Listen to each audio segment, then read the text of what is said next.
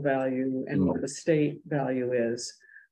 So that's something that you might want to look at if you want more detail and information about that. It's called the state valuation return, and that's due in November. I'm not sure if Travis has prepared that for this year, but we could certainly dig out the one from last year. That'd be good. This is a preliminary number. What they're proposed. Yes, but I've never seen a successful appeal. Probably not. It is what it is, but it's interesting to look at the I mean, I don't know, I'm kind of a nerd about these things, but it's interesting to look at the valuation return and look at how they calculate it. It's interesting to me. It's amazing looking at the numbers, how much higher our valuation is than most everyone else other than Camden, Rockport. Yeah. And that just doesn't seem to make sense. Well, yeah, I mean, but our tax rate is a lot lower too. Ours is 12. And if you look at the tax rates in Rockland, I think they're over $20 per thousand. Anything else? Number 7, speakers from the floor. 8, committee and departmental reports and appointments. Oh, I'm sorry, I didn't see your hand, sir. I'm sorry. Jim Acorn. I was invited out here to speak to you about something that Maine Maritime Academy is. Oh, okay. Or you have that someplace else on your. Yeah. It's on the agenda. Yeah, it's Later. Do you want to do it? I can wait. I can wait. Okay. There are people here to listen to what he has. It's up to you. It doesn't matter to me, whatever. But then we have people waiting. I don't think that it matters. I think it does people good to sit at a. You're welcome. Doesn't do my stomach good. Well, we're all in the same boat when it Right. comes to that. I just got very boat, so. Yeah. All right. So we'll move on. The committee and departmental reports and appointments. 8A, Public Works Storm Damage Report. This is Millie's report here from the hurricane. Hurricane Lee. Hurricane Lee. I don't know if anybody's interested in looking at this. It's a copy here. Maine State Ferry Service Advisory Board report. So Phil, finally, Phil, you still with us? I think so. Takes one of us. There you go. I don't think so. Oh, you're all set, Phil. All right. Well, I've given you each a written report, I think. Right. And what can I tell you that you don't know already? Oh Lord, not much. No, I wrote back with my opinion about the fact that the DOT wants to keep the ferry scheduled at 3:15 last boat until April 14th. I was at the ferry yesterday. Kat told me it would be in place until June. Till June. June. That's what she told me yesterday. 3:15 until June. Well, I don't see. Well, What meeting was that, Liz? I was at the ferry terminal. The workers told me at the ferry terminal. Well, the last I heard from the manager, and that was just a few days ago, was the April date, and even that had been extended from the proposed date at our last meeting, which is only a month ago. So yeah, I was in the terminal yesterday from the employees. She told me as of until June 1st. Okay, well, I haven't been notified about that, and if that's the case, I'd be surprised.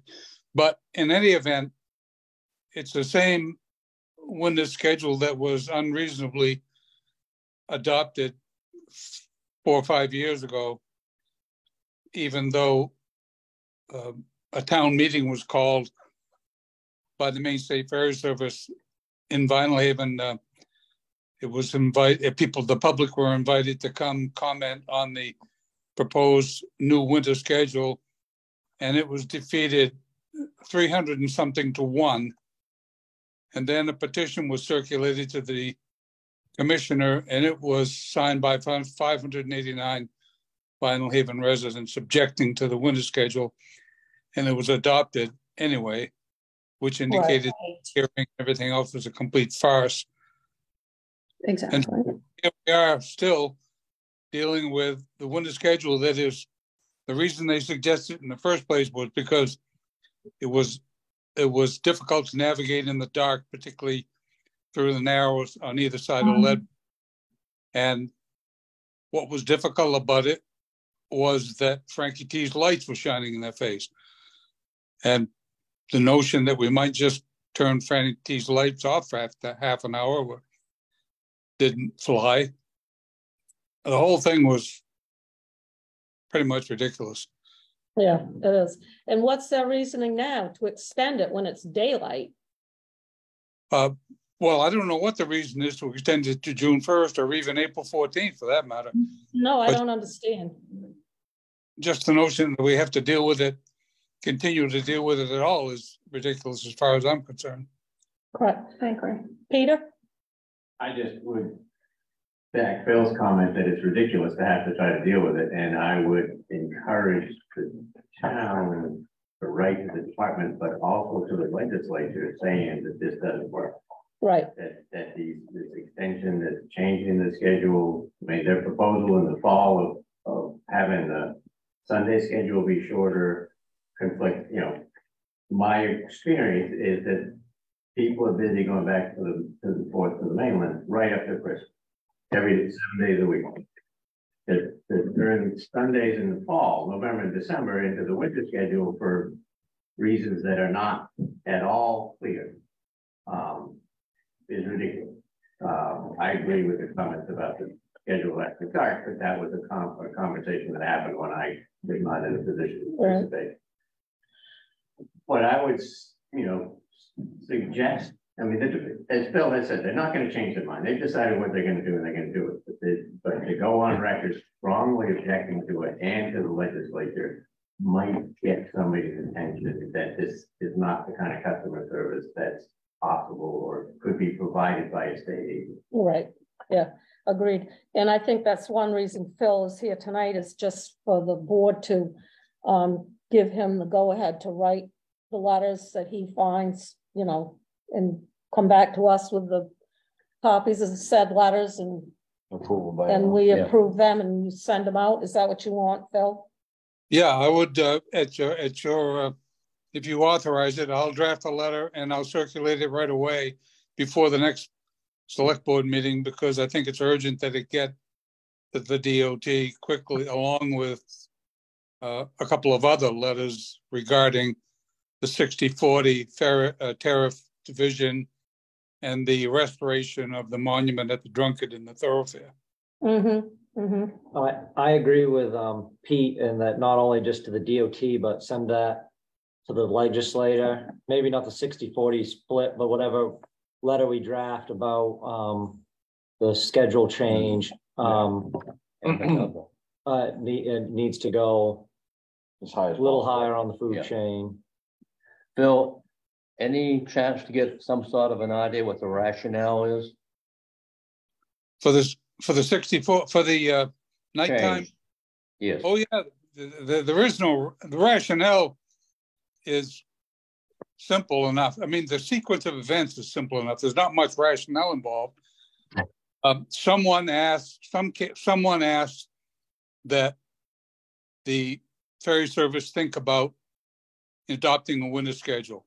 And when the ferry service agreed, they engaged the Coast Guard. The Coast Guard came on and accompanied the crew through the Narrows and discovered that the lights from Frankie T shined in their face. And while they were at it, they noticed that car engines down below on the deck were running to keep people warm.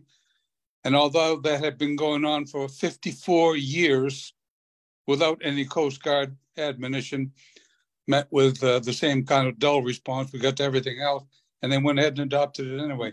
And as Peter pointed out, and so have two other captains to me, it's ridiculous to think that someone who's been trained to be a ferry boat captain couldn't navigate in the dark. It's ridiculous.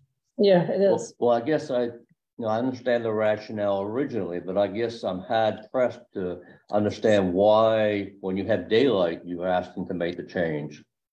Because by April, you certainly have plenty of light by before 6 o'clock, around 6 o'clock. So I just don't get it. Even at that last advisory board, when they pointed out the after the schedule change, wasn't the rationale sort of so that all of the ferry schedules were the same? It had nothing to do with any particular route. It was a sort of a simplification that didn't. Yeah. Director muttered it because it didn't. It was no justification for it. And if that's the case, they want them all the same. Why does Northaven get to go at 5:15? Just gonna say the same thing. Fine. They're gonna shorten that. Good. Well, anyway, so I think, Phil, you're the perfect person to write the letter or letters for representing the select board. And I guess, Does that need a motion? do we, yeah, Can we send that to Pingree, King, Susan Collins? Why? Phil can send it to everybody. anybody he wants. Yes. Don't stop low. There is a good reason to send it higher in the chain, because sometimes when you send a complaint higher on the chain, they just send it lower in the chain. But lower on the chain pays a lot more attention when it comes from above than when it comes from somewhere else. And we know the highest person on the chain On does board. go to the page.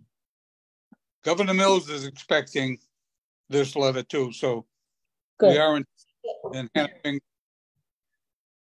Shelley and Susan are both on board, as is the Penn Bay Pilots Association.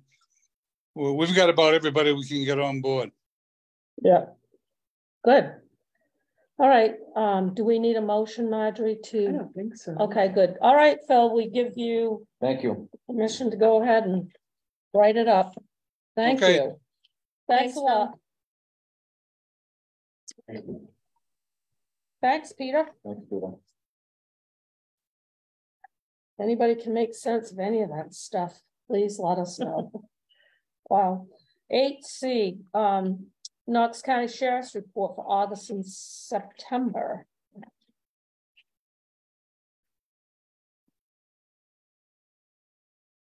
I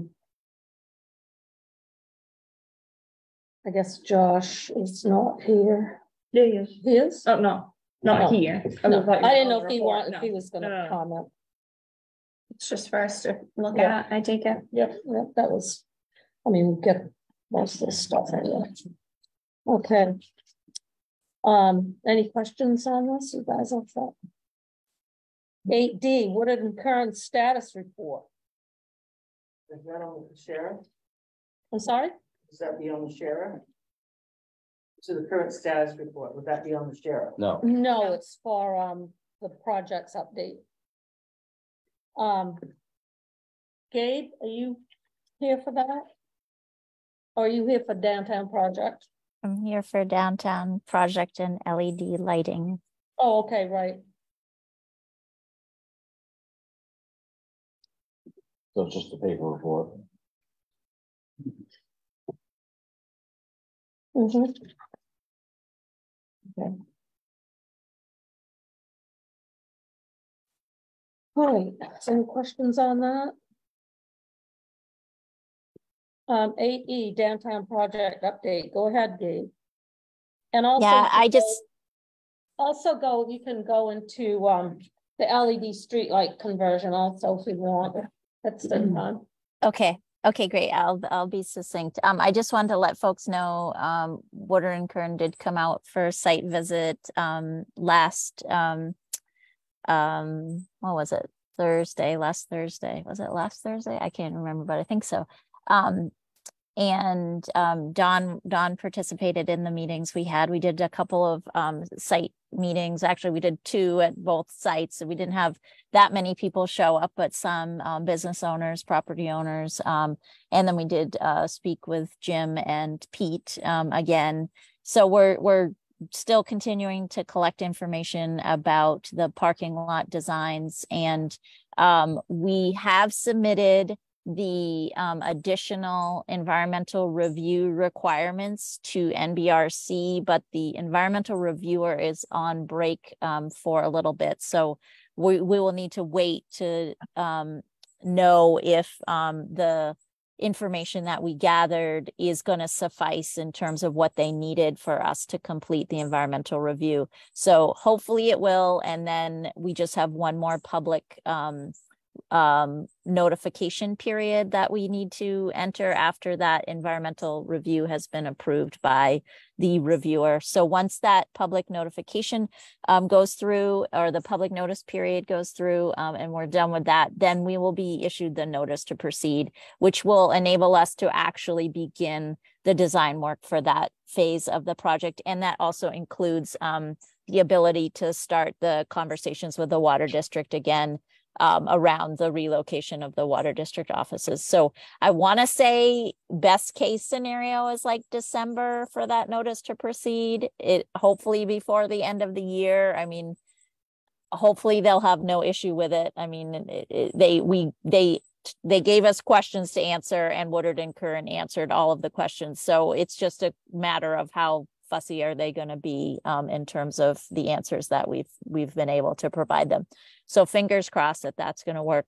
And then as far as submitting the EDA designs, we're just waiting on one last mortgage consent from the USDA. That's for a mortgage that is being held for Fox Island Electric Co-op. And it's such a, I want to say it's silly, but it's just one of those things where we have to cross the T's and dot the I's, and the legally, you know, the lawyer can't give us the documentation that we need until they have that consent on file and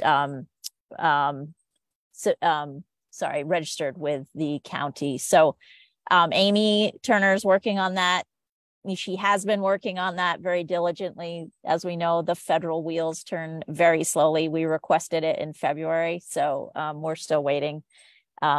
She said that it's supposed to be coming through anytime now, so we're just fingers crossed. And once we get that, then Laura can do the attorneys can do the documentation that they need. We can submit the pieces to EDA, and then they have, I think, 30 days to review it. So fingers crossed that that's all moving forward. So I just wanted to update everyone on where we were at with things from the last time we shared updates. And then as far, any questions before I go to LED lighting? Can I ask a question? On September 12th, I asked you where the handicap parking is going to go, that we're in front of Carver's. Where are they? Yeah, Marjorie, do you want to answer the question, or should I answer the question? Well, certainly there will be probably the same number and in the same locations. It's something that's really governed by the Board of Selectmen in terms of where particular handicapped parking spaces are.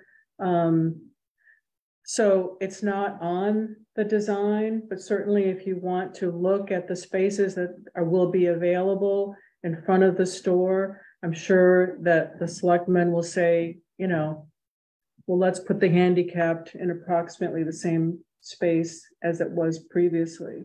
So you shortened the walkway then? It was 50 feet, now it's shortened? I don't think it was ever 50 feet, and to my knowledge. I believe it's 25 feet, the walkway. Yeah. Yeah, or a 24 or 25. I don't have the design in front of me, so I can't remember what it is. I think when we talk with Brent about where they would recommend the town put them would be any place where you're not having to disrupt the 6-inch curb, which would be basically where they are now.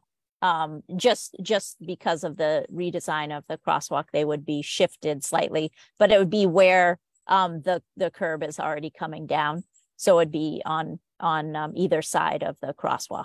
So I think that's essentially what would be recommended by Woodard and Curran to the town. And then I think we discussed putting in one accessible van parking spot in the parking lot, and then 2 additional spots, accessible spots in the parking lot. So a van one is, I guess, is larger, and then just the sort of normal vehicle size can be slightly smaller, or there might just be some additional requirement might be that there's the more space for the van for unloading. Right, and this question's been brought to me, and I have no idea what the answer is. Are you getting rid of the fishermen that park in the parking lot? Again, that's more of a selectman decision, or? Yeah. I think, no, yeah, and nothing that's on the plan. Yeah, and so Faye, like, there's conversations happening now, which certainly, like, you know, any of the downtown project invites that go out to the folks on the mailing list, I think you're on the email list. Anytime we hold those meetings, like, you know, I forgot to RSVP last week. I was here at 8:30, but I forgot to RSVP. Oh yeah, do let me know if you're going to be there in person, because we do them on Zoom unless someone like tells me that they're going to be at the town office. We can definitely arrange to be at the town office to do it. So definitely let me know. Okay. But yeah, so even at the next site visit too, when Brent comes out, we're going to keep talking about this. Basically, we're just soliciting ideas from people of like what they would like to see, what they think should happen. And then whatever gets proposed and sort of interpreted into an initial design needs to go back to everyone to look at. And then also the select board needs to look at and improve those designs. And also, are there ordinance implications to those designs? Like the parking ordinance now states that all vendor parking should be in 4 designated spots at the back of the parking lot. And we don't do any of that. So there's all sorts of things where that could have ordinance implications. So I think this is just a time where people are tossing out ideas. And it's a time to talk about it. So share your thoughts and ideas. No decisions have been made in terms of the design of the parking lot or the ordinance implications to those designs. Will you have a survey for everybody to do it, or just the committee survey? I don't think we haven't proposed or discussed a community process for the parking lot designs. I suppose if the select board would like something like that, we could try to incorporate that. I think what we're trying to do is just solicit information. We could put out, a mailer or something to try to solicit information. If folks thinks that that's a necessary and useful idea, we can definitely entertain that if that's what the select board would like to see in terms of informing parking lot designs. The people I've talked to have said everyone's for the water main to be fixed to go across and for raising the sidewalks, but they're upset about the bump outs at different places. And I have no answers, and I tried to tell them that that's a your question or a selectman's question. You're saying the bump outs? Sorry, when you say bump outs, do you mean those? Bump outs, like you're gonna have wider places. Yeah, those are designs for improving safety and accessibility. Okay. The plans are on that back table. Anybody can come. I don't like them. Well, no, I'm just saying, anybody can come look at them. We're gonna move on now. You all set, Gabe? Thanks. Oh, no, we have to do the LED. Yeah, I can give a super quick LED streetlight update, which is North Haven was awarded the streetlight grant. There was one part of the grant which they weren't awarded, but it shouldn't impact the project. I mean, we need to discuss this with Amy, but there was a bunch of clearing on North Haven that needed to happen, trimming, in order for them to be able to do the work. So we'll discuss that with Rick Latimer and Amy and figure out, it's not a Vinalhaven. It doesn't impact Vinalhaven's cost share.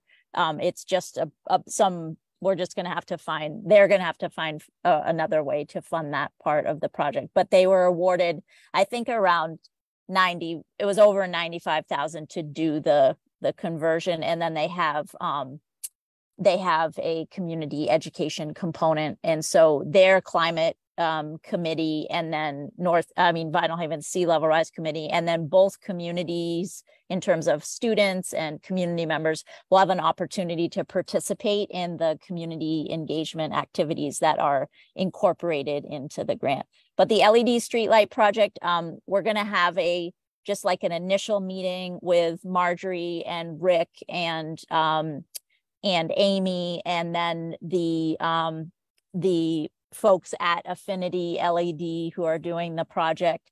And that will just be, some initial scoping out of like who's project managing from this end of things, getting out, just working some things out. And then I think the project will begin in terms of gathering information and doing an inventory or an audit of streetlights on both North Haven and Vinalhaven. That will happen.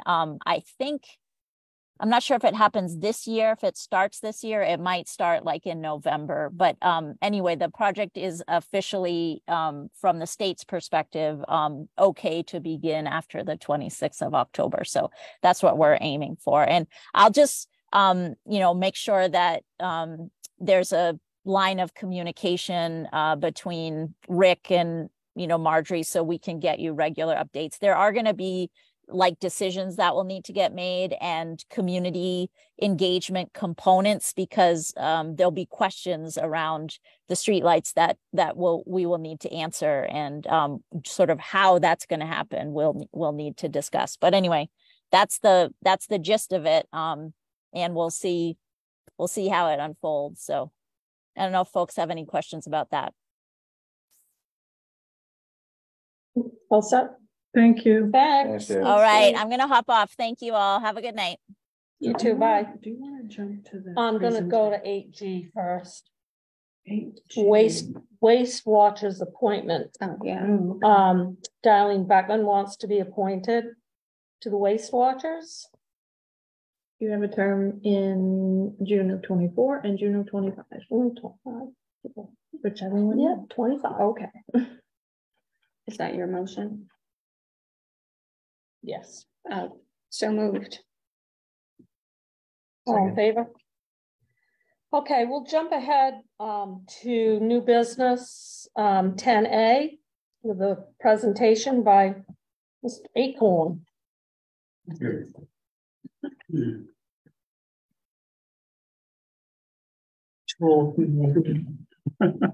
No one's ever too old to be a baby. Bye, Faye. Thank you. See you. Well, Faye.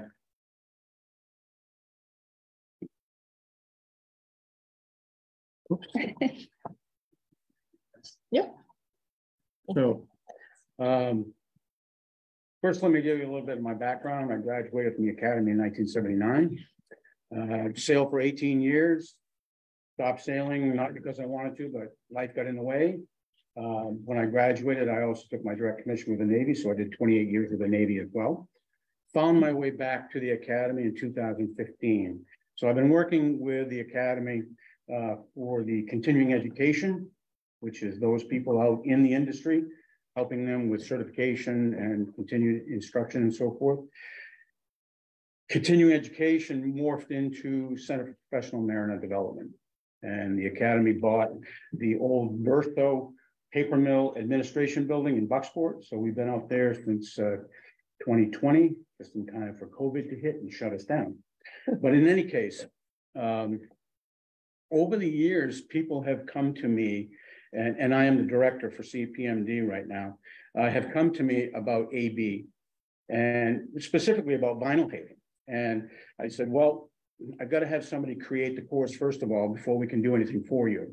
So we created the course. We had the Coast Guard approve this course. It's an AB National, which means inside U.S. waters and up rivers and so forth, just like working on the ferry. So what we did was we created this course, and I provided you some material for the course. And the course is 17 instructional PowerPoints. It's online, okay? So it's a 48-hour course. 40 hours of it is online. And then individuals who would take this course to get their certification would have to either come to Bucksport for one day, or maybe if people on the island, if there's enough of them, maybe we would come to them. We want to make it as accommodating as possible. I'm sorry. One day for like the lifeboatman part of it. Well, we haven't even got the lifeboat yet. Okay, so that's going to be an additional thing. Okay, lifeboat, that's a headache. Okay, not a headache with us, but a headache for the Coast Guard. Okay, I don't want to really get into that, but we will be creating that. Yeah, I don't even want to look at the can of worms. Okay? But in any case, 17 instructional PowerPoints, as well as 10 instructional videos would go with this, as well as downloadable resource material. So we have a 198-page student manual that would go along with this, but then we would also tell them other reference material that they should either buy or maybe get from other people who maybe have been in the industry. Okay, but we would provide as much reference material as possible. In any case, what I've given you is the service form, one of the service forms, small vessel, because that's what we have out here is small vessels. So you have to have 180 days working on tonnage of vessel. Under 100 ton is basically what we have for fishing vessels for lobstermen. Okay, but you can get service on those vessels, and I've got the form here that you could make out for that. Okay, so a service day is 4 hours of work. Okay? So you have to have 180 days to get this certification. So if somebody goes through this course and they don't have 180 days, that's not a big deal. They got the course, they won't get the certificate until they get the 180 days. But if somebody were to go and work for a company, whoever that company might be, let's just say Maine State Ferries or someone else outside of Maine, they would have a letter from Maine Maritime Academy that they have gone through the course and they have done the assessments for the course. So all they need is the days of service, which then would be signed off for them. Okay, and you could probably work in an ordinary seaman's capacity, or maybe even an AB capacity for that vessel or for that company. So I have a question about that. Sure. In research that Summer and I looked at last year, looking at the AB course, what we found said that you could basically backlog these service hours to like that for like 16 years or something. Yes, you can. So everyone who's ever fished out here already has their hours. As long as the Coast Guard is going to accept it. Okay. What your captain has to sign off. Yes, captain has to sign off on that. Okay, yeah. So I would say, yes, you are right. Okay. Okay, but I'm just saying, if you don't have it, yeah, then there are ways that we can move forward without it. And if you are a captain? And if you are a captain, what is your question? Who signs off on that? The captain. I'm not going to say that the captain can sign off on himself. I'm not going to say that, but he can have another captain sign off on it for most likely. I went to the academy and I got my own boat. I sign off on my own sea time letters. So. You do? Yeah. Okay. I do the small vessel service form. And then you have to write a letter now because they've changed the radar stuff, but they ain't getting radar, so it doesn't matter. Right. But yeah, you can sign off on it. Okay. I just didn't want to say that and it not be true. Right. Because I haven't talked to the Coast Guard about that. Yeah. Matter of fact, for the assessors, they just increased it to 2028. If you know what that means, you have to have a qualified assessor. Yeah. Well, the Coast Guard says, no, we're just going to slide that another 5 years. Mm-hmm. So, but in any case, what I have provided you here. So if you look at after page, the green page, this is the general requirements that I was just talking about. Oh, no, it's fine. Okay. There's a green page right after the beginning here. Okay, these are the general requirements for AB. All right. So, and as you can see on the AB sale, AB OSV, AB special, 180 days or 360 days for AB special. Okay? If you have all of these days, then you've already got the 1080. Okay, so you can be an AB unlimited. All right. So then if you turn the page, I'm sorry. It'd be the same course. to get an unlimited versus I don't have the approval for that course yet. We're working on that as well. Okay. Yeah. But it would just be an examination. It'd just be one. It would be an examination, it wouldn't be another course. Okay. If you turn the page, again, this is the vessel days of service, okay? And then if you turn the orange page, I was going to show you a video, which is the introductory video for the course, but time is at an essence for everyone. I can send that introductory video to anyone who wants to see it. Okay, all you have to do is send me an email and I will send you that introductory video. It's about 5 minutes long. And the introductory video talks about the entire course. Beth Boucher, who works for me, she created this course and she's the one that gives the introduction to the course itself. Okay. So then, if you turn into past the green, I've given you the first 2 lessons of the course. The first lesson is terminology.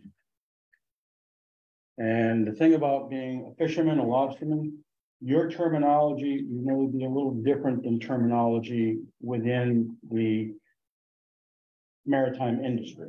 Okay, so that's why we start off with terminology. The second lesson after the blue page is helmsman duties. Okay, so as I mentioned to you, there are 17 instructional PowerPoints that go along with this course, and I provided you the first 2.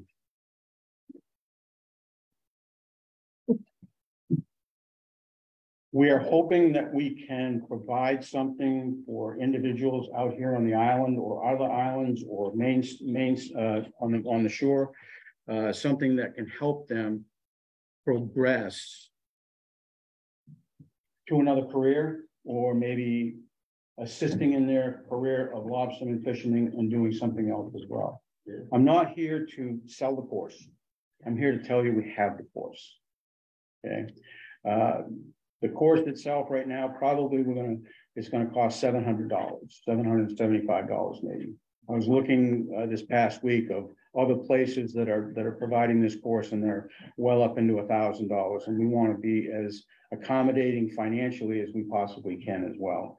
And $700 or $775 is not etched in stone. If anybody would have a hardship, then we would assist. Just want you to know that. Any questions? Do you want him to show the video? 5 minutes, you said? It's about 5 minutes in length. Do you boys want to? If we can look at it online, I'll have to waste your time. Well, it's not wasting our time. I can just give you my card and just send me an email and I can send it to you. Okay, I just didn't want. That's my card right there. One thing we discussed last year, which thank you. Which I don't know how you would go through the motions in terms of,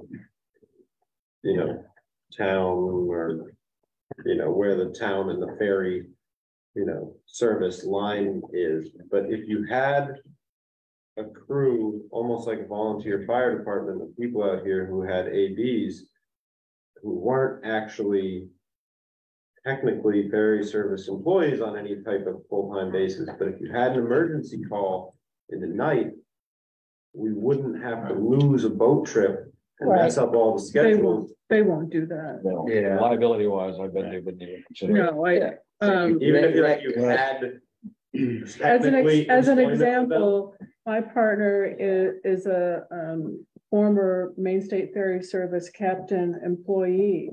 And he tried to set up something similar to that, to just be hired on as an intermittent captain, but he would be available for emergency runs, and they wouldn't do it.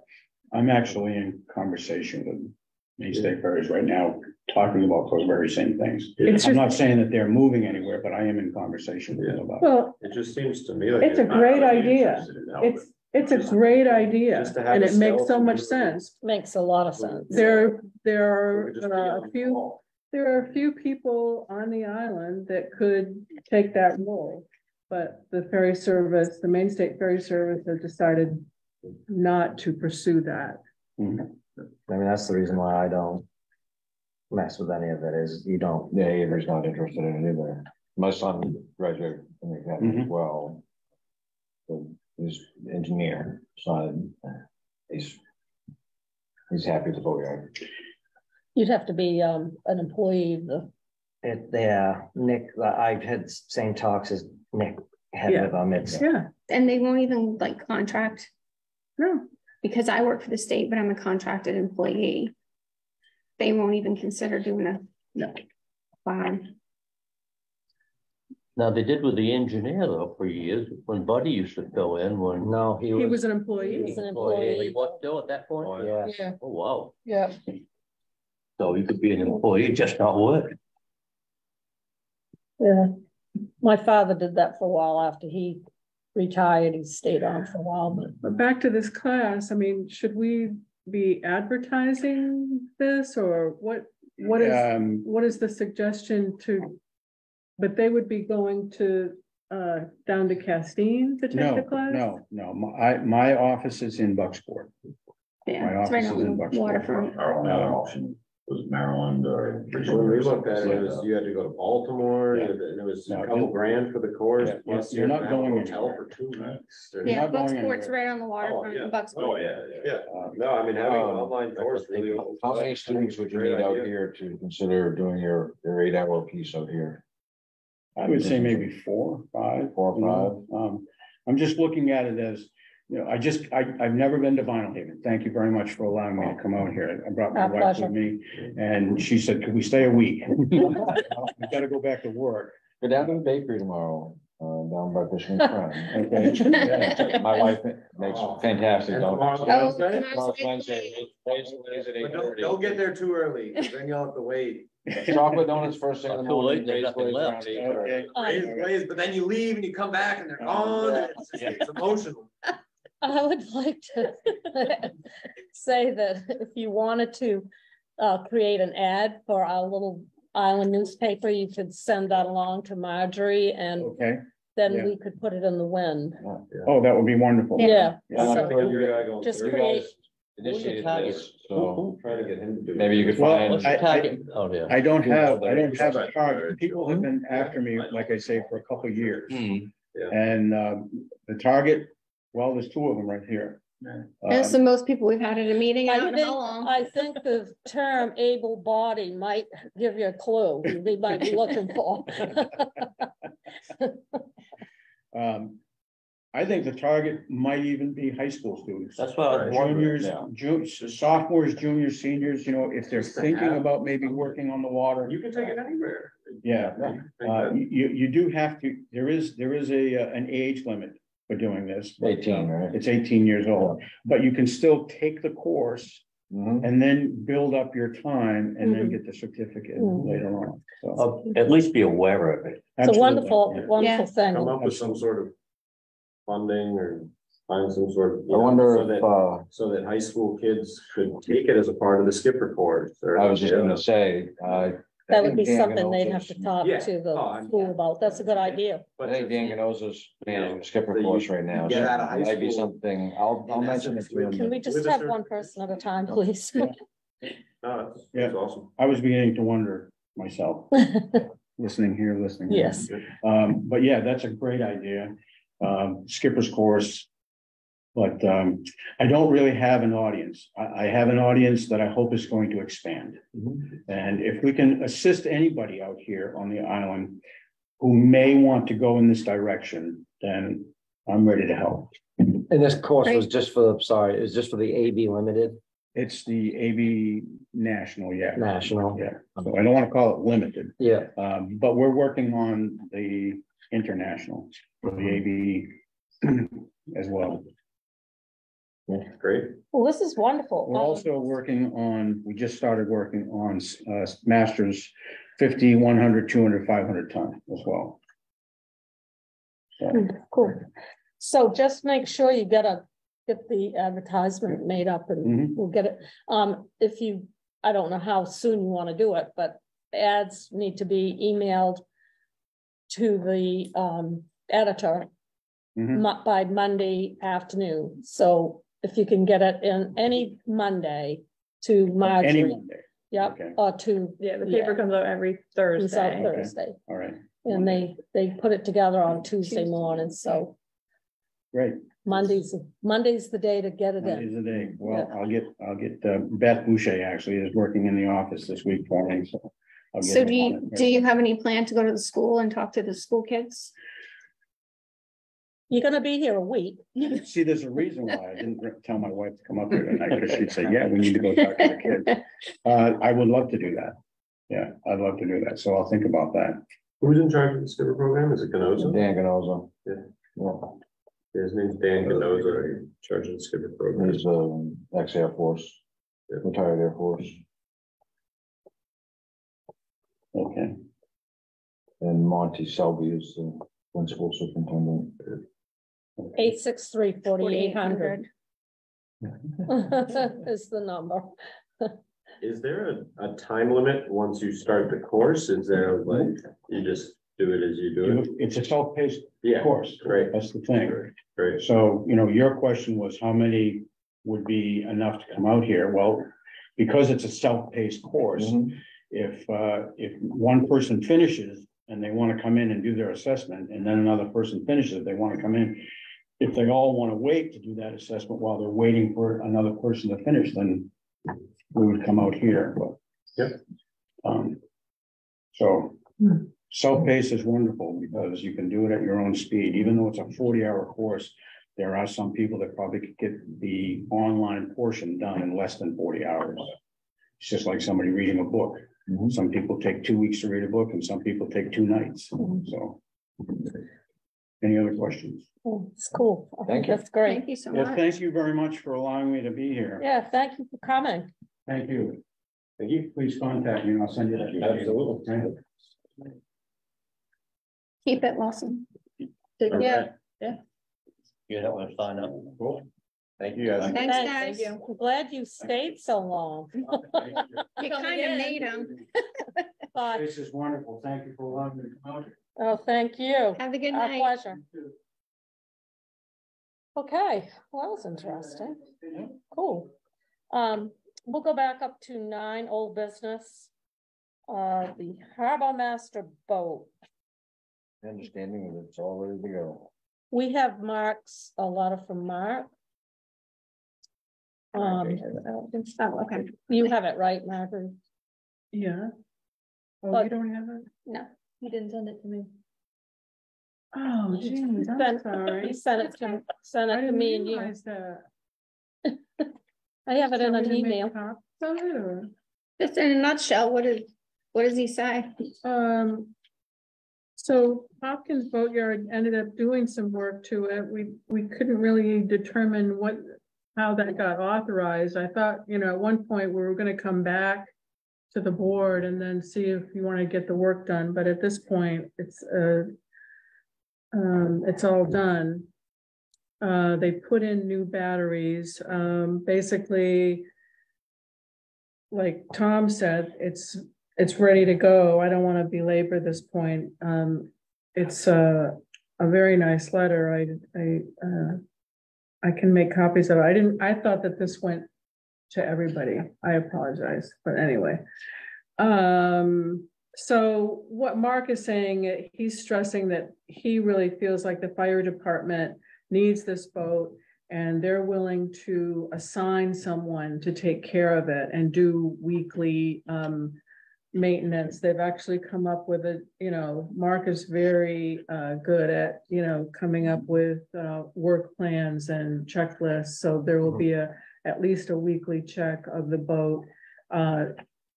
Well, one of the problems has been that people take things out of the boat. If we bought supplies, for instance, that are supposed to be there. So we're going to have more of a locked and secure storage bin, if you will, to put that stuff in so that it doesn't just get taken. In other words, somebody's going to be keeping an eye on this boat and the maintenance of the boat. So, and to repeat, as Tom said, it's ready to go. It's been repaired. So I don't know if you have any questions or. Where is it kept? Down by the ferry boat wharf. They have that wharf there. Yeah, on the inside. My understanding at the last meeting was that we were going to get it repaired, and Mark was gonna do just that. He was gonna assign somebody to That it. wasn't my, No. I That's thought, kind of what I read too. Yeah, No, we were gonna have a, find out what needed to be done and then decide what we were gonna do. as a board. I guess As a board. I guess it was a miscommunication, because evidently Dawn thought the same thing, and I went down and Well- told Kevin to get it back up to I snuff. mean, it's all done now, it's all Yes, good, yeah. but it's, I think it's important to remember that you act as a board. You know, especially in terms of expenditures, it's a good idea to bring the information back to the full board and then make a Like I decision said, my from understanding there. was when we left that meeting was to Yeah. be fixed, and that if they wanted a new motor, that it would be, we'd talk about it next year, depending upon how the boat was maintained, and Mark was gonna assign somebody to take care of it, just as he has. So that was my understanding when I left that meeting. It wasn't What did they mine. have to do with the engine was, They The put, the big engine deal. was fine. Yeah, that was what I understood, Engine's yeah. fine. They put new batteries in. The problem with the batteries was that didn't have that regulator on the solar panel. So they put a regulator on the solar panel. Boat's good to go. Put it in But now the water. solar panel, they're gonna disconnect it because they don't need that great big solar panel. Because they're gonna be checking it once a week and running it, so they're gonna tend all that. No, solar panel always stays hooked up. Well, anyway, I know Mark and I had a long conversation about it the other day and, Well, that was the whole point of putting the regulator on the solar panel. right, but it's. Well, never mind, it doesn't matter. Yeah. I think Well, Mark has I'll just maintain it, I taken think care Mark of, has a and- pretty good handle on what he Good. needs to do and who's gonna be looking at it. So as far as we're concerned, It's good to go. it's good to go. Yep, And Kevin is anxious to get it overboard, so, because I'm sure he's gonna Out of the way. start pulling boats out Yeah. pretty soon, so, anyway. But yeah, it's good to go, that's a good thing. Sign, 9B, sign winter road closure notices. I think you discussed these last time, these are just the formal Mhm. closings. Right, we eliminated 2 of them. Yeah. And so the votes were all taken. Yep. yeah.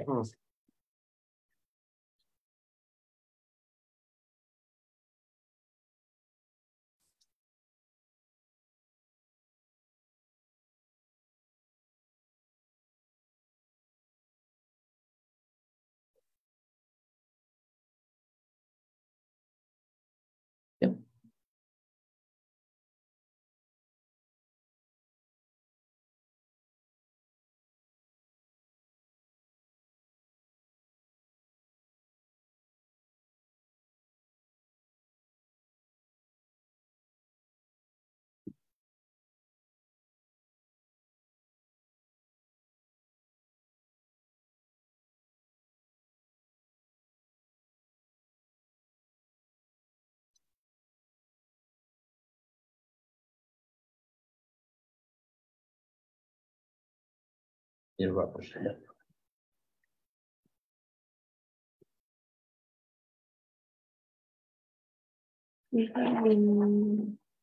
Final copy.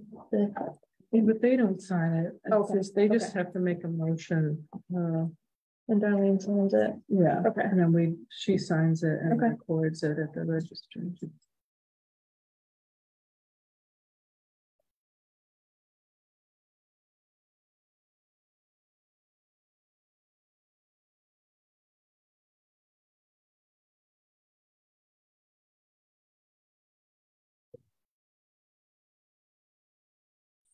Any more?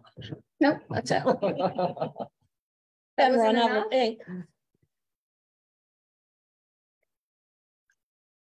All right, 9C. Certificate of discontinuance by abandonment, Young Road. So this is the very end of Young Road, starting at the property line of Ken Hopkins. Most people know it as the Stone House. Mhm. So we've gone through the process. I've written him a letter and we've waited the necessary time period. And I'd like, if you will, make a motion to discontinue by abandonment the end of Young Road from the property line of Ken Hopkins. About it's 256 feet from the property line to the end of the road. Can I see that, please? Sure. Thank you. Everything's been resolved with the other neighbor then. This one is, there's only one person, Ken Hopkins. It doesn't affect anybody else. He's the one It that's just, requesting it, correct? Yeah. he's requesting it. It's just from his property line. Because when the road was accepted as a public way, it was accepted to the stone house. So in other words, it has always been a public way, technically, right to the stone house.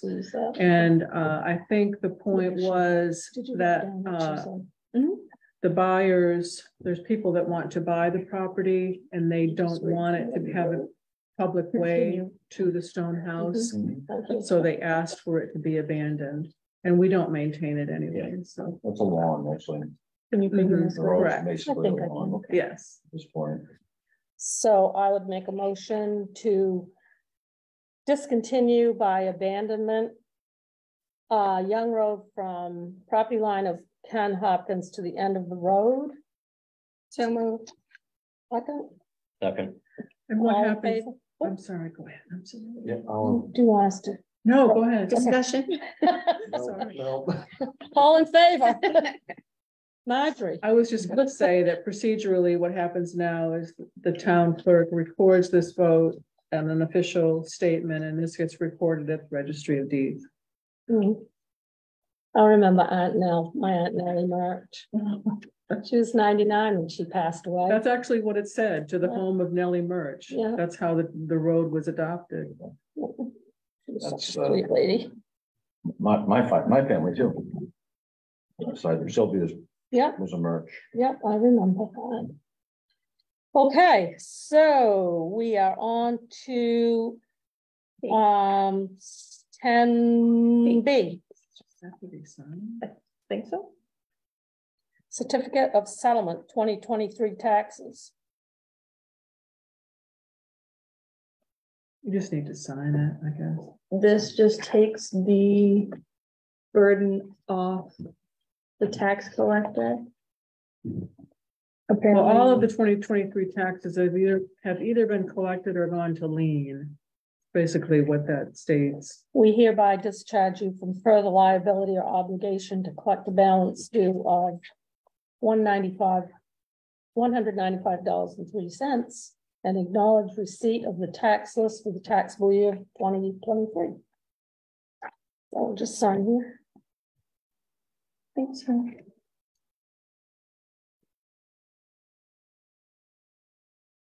There you go. Still got ink in your pens? Good enough for another meeting. Yeah, exactly. Yeah, Aunt Nell had, we assume it was probably thinking back, she was blind. Yeah. And she had probably had macular degeneration. Yeah. But she was 99. sweet old That's lady. awesome. Yeah. My Sylvia's father died fairly young, Dallas Murch. Yeah. That's what my father was named. Uncle after. Dallas. Yeah. Yeah. Sam old enough to remember He wasn't- those old men.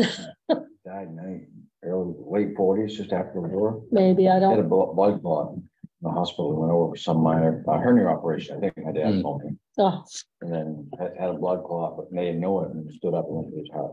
back in those days, they didn't, yeah. 10C, policy development, post-audit policy. This is a proposal from Donald to have a post capital project audit policy. This needs to be, if you want. So did Matt help? Did you get in contact with him? Oh, I did send Matt, I sent it to Matt Eddy at Mid-Coast Council of Governments, and he thought that it was, I can't remember exactly what he said, I didn't bring it with me.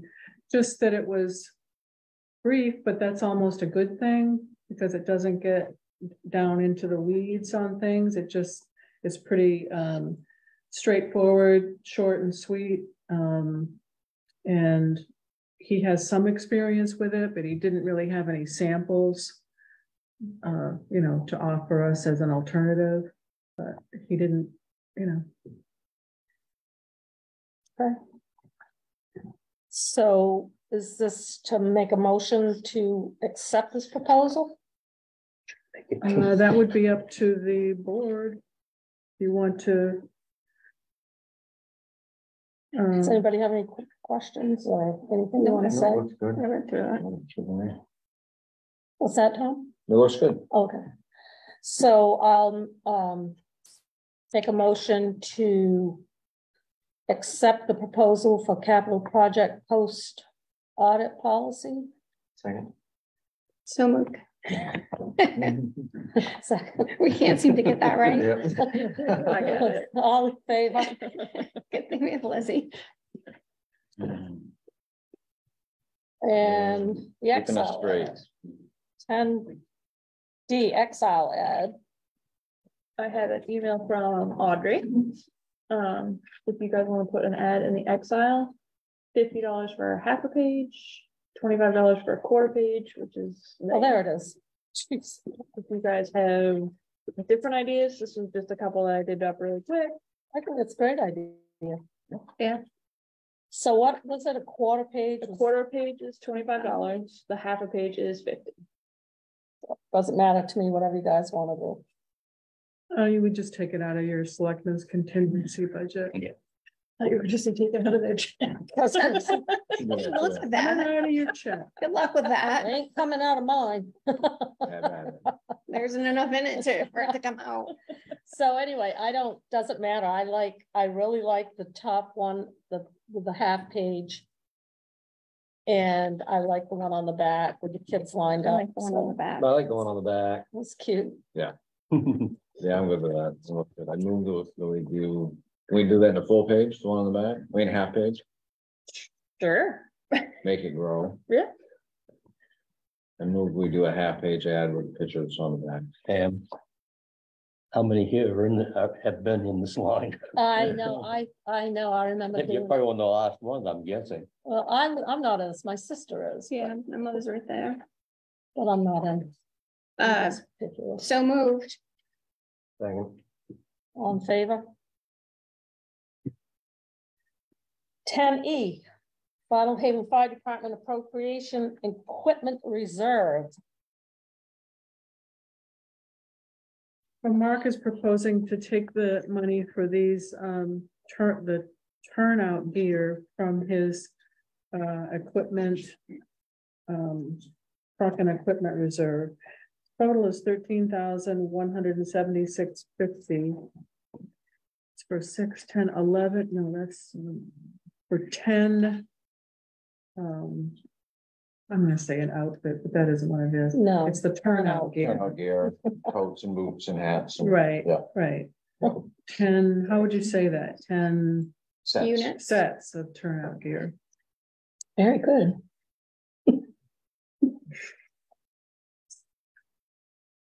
So when you take money out of a reserve fund, it requires a vote of the selectmen.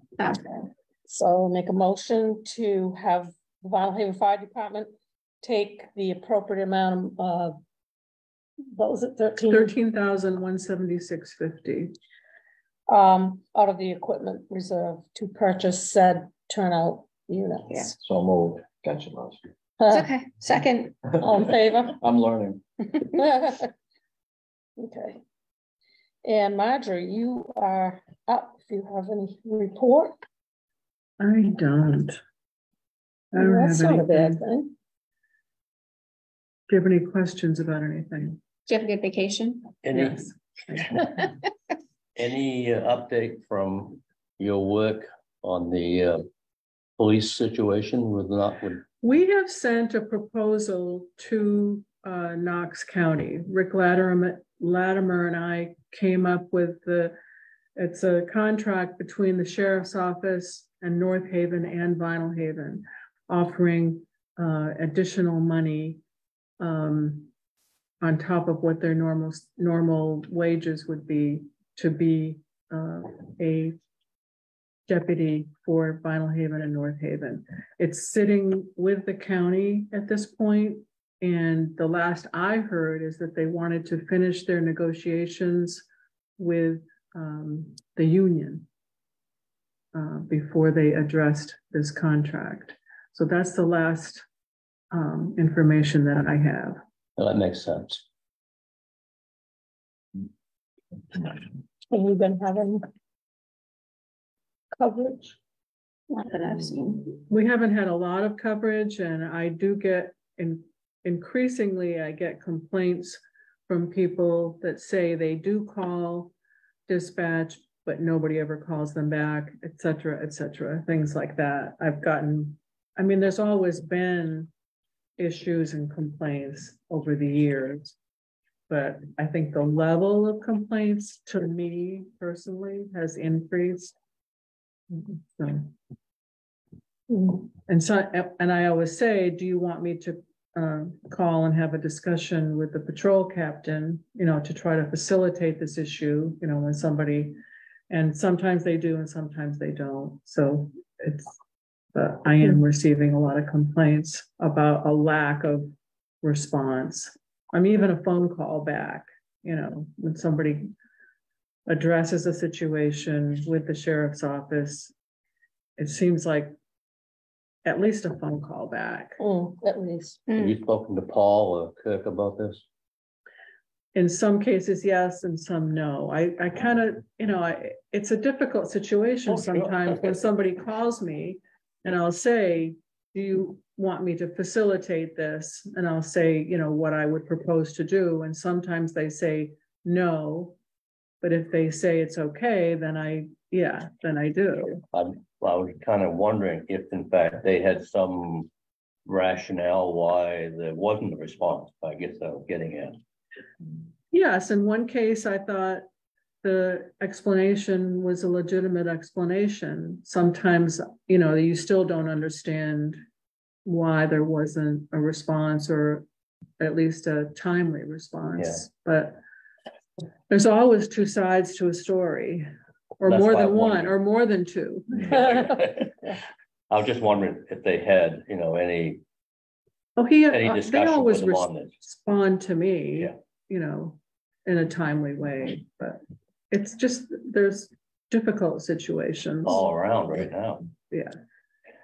Well, it's encouraging to see the Maine Maritime people here, because yes, we need more able-bodied seamen, so we have less cancellations on ferry boats. Yeah. Well, if they want to become employees. Well, and it would give, like, the biggest thing is give some of the students here maybe a little bit of a career path, a little exposure to that business. Yeah. Whether they take advantage of it or not, at least it's. Yeah, if they had it, they might, something they could have in the future. Yeah, he was very nice man. Do you have anything, you guys? Leslie? Our next meeting, is it the 17th? Tentatively, unless you say otherwise. Well, I think that's 2 weeks, fine. Okay. Go on this 3 weeks, we can see how. Bye, Banner, thanks for coming. Okay. See how big the agenda gets. Yes. I just had, as I spoke with Marjorie earlier, there's been a truck abandoned down at the old town garage again. I assume it's been abandoned. There's a tow rope on it, and it's just kind of left in the middle of the parking lot. Been there for a few days. Yeah, I don't know whose truck it was or who it belonged to. Well, if there's a plate on it, we can run it. I'm sure there isn't, but Can you run a bin? I don't know, but I was gonna suggest, now this is just a suggestion, but at the swap shop, they've been having some issues with people dropping things off without the place being open, and they've asked, please don't do that. And I suggested a camera, which it's kind of disgusting to think you have to have a camera everywhere you go, but do you think it would be wise for us to have a camera installed down there that could pick up people dropping off old trucks or cars and people dropping off the, I don't think they wanted that truck to go to a swap shop, I'm pretty sure. Well, who would monitor it? It's a really good idea, but that's. Well, it would be easy to monitor if it was set up in there, then the people running the swap shop. The thing that I found was that we had issues when I worked for AAA, we had drivers that were, we had a cash box and we had a shop with lots of expensive equipment and trucks and Right. things get banged into and bumped into and cash doesn't end up where it's supposed to be. When you get 35, 40 people, you're gonna have issues at times. Having the cameras was great, it was a deterrent, Oh, yes. but to have somebody to pinpoint when exactly this issue took place, Well, have somebody sit in front of the camera and try to find that. no, I wouldn't suggest that they would sit there, but What I'm saying is this, they're a deterrent, but to actually use them as an enforcement piece. well, you is can almost see, impossible. you could see who might be dropping things off, If you know and exactly. if you know who it is. Right, if you know exactly when they dropped it off, that's my But if you point. have it on film, video, you Mhm. can look and say, oh, Leslie dropped off a box yesterday and we weren't open, so we're gonna call Leslie and say, What the hell? you know, maybe just as a deterrent, like people see it there, they're gonna go, oh, I guess maybe you know, you could advertise it too, but especially dropping off abandoning vehicles there, to Oh, me, yeah, I don't know, just a suggestion. no, it's not a bad But suggestion, certainly it's just the, from what I've found with cameras, it's trying to. oh, I actually don't disagree pinpoint- with, Pinpoint when it happened is challenging. but if you, anyway, the people that do the swap shop could look through the videos anytime they wanted to. I know we had them put in at the library when I was on that board, and it is a deterrent, but also if people were riding skateboards up and down the handicap places, the neighbors were complaining, you could look and see who it was and different things like that. Oh, yeah. So I don't know how much they cost, and I don't know what manager would think about it, but just a thought. I'm just gonna say that I don't want to install it. I don't want to monitor it. I don't have time to do it. But if somebody wanted to put one up and monitor it, I'm certainly not opposed to it. I don't want to be that person. Oh, no. I don't think it would hurt to reach out to the swap shop people and see what their thoughts are. And just go from there. Might be helpful for them. So I don't have anything. Why wouldn't you want to go down and look? I don't do flags. I don't do parties. We do parking signs. You don't Good do parking, abandoned no trucks parking. left in the Motion, motion to adjourn. so move. Second, Second. all those in favor? Oh, thank you, Leslie. You're welcome. Anytime. Have to get that gavel out for her. I guess so. I'm losing my job here. Sometimes you just gotta take matters into your own hands. Especially when it's hungry time.